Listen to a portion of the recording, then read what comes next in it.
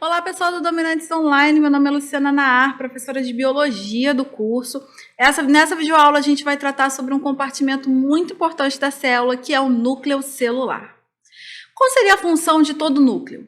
Comandar as atividades celulares por meio do material genético presente no seu interior. O que a gente tem que ter em mente? Que é o núcleo que produz todas as proteínas, todas as enzimas, todo o metabolismo energético que a célula precisa, né?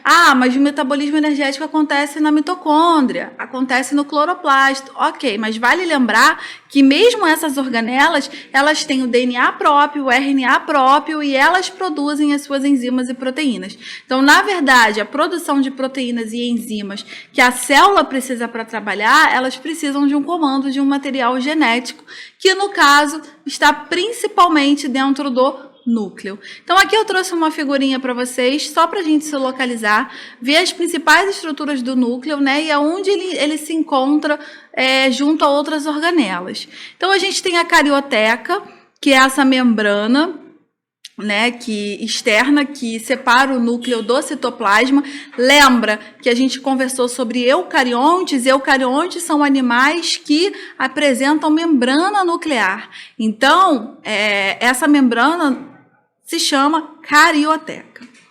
Lá, a gente também vai ter ribossomos, tá? Ribossomos que estão aderidos, tanto à carioteca quanto ribossomos que estão aderidos ao retículo endoplasmático granuloso.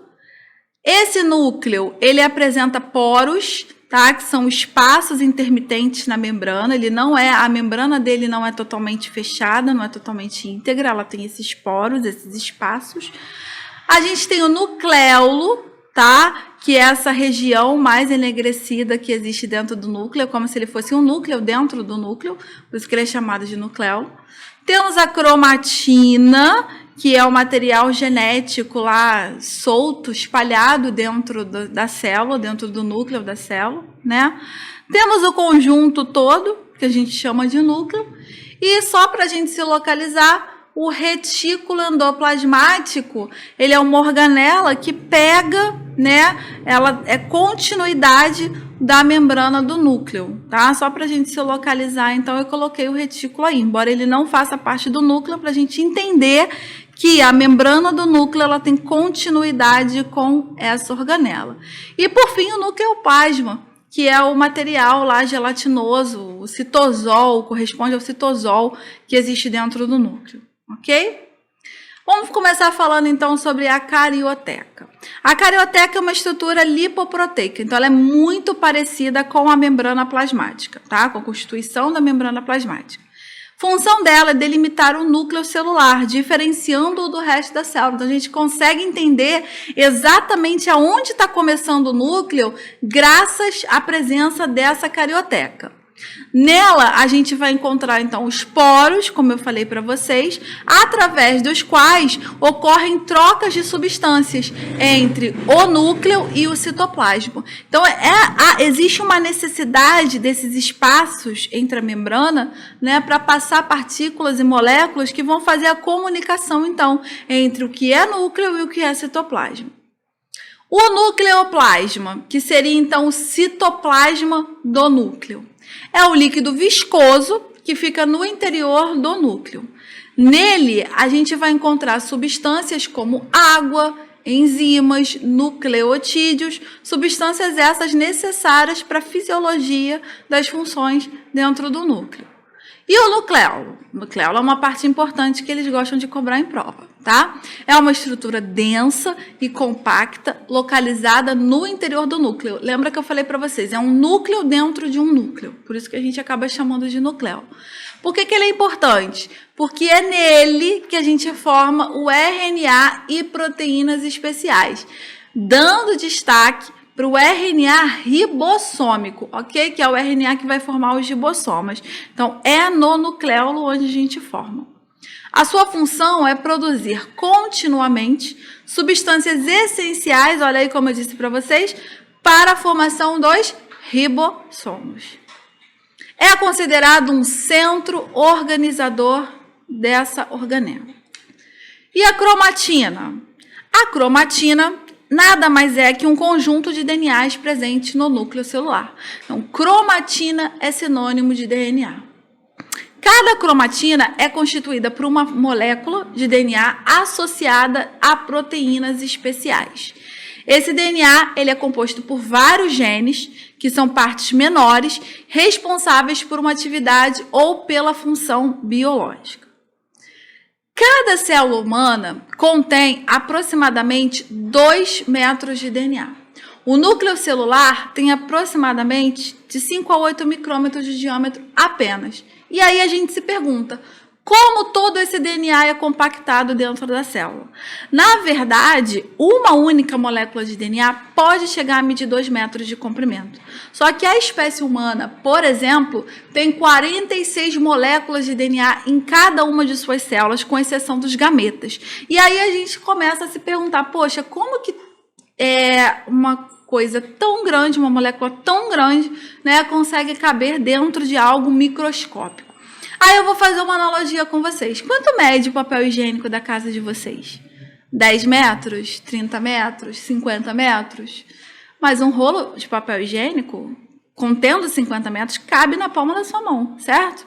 Então, é essa analogia que a gente tem que entender. É dessa maneira que o DNA ele se compacta para caber dentro da célula, como se fosse um rolo de papel higiênico, né, no qual essa molécula de DNA vai enrolar, até conseguir caber dentro da sua célula.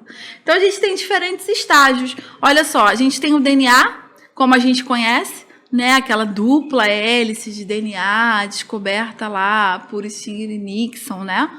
Ok, Scrinickson. E aí a gente tem, então, elas se enrolando nas proteínas, tá certo? Ela formando a cromatina. Olha a cromatina aqui. E ela se condensando e se compactando na forma de cromossomo. Olha como ele se enrola todinho para formar o cromossomo. Então, na verdade, o que eu quero mostrar para vocês é que a cromatina é um material genético solto e espalhado no núcleo.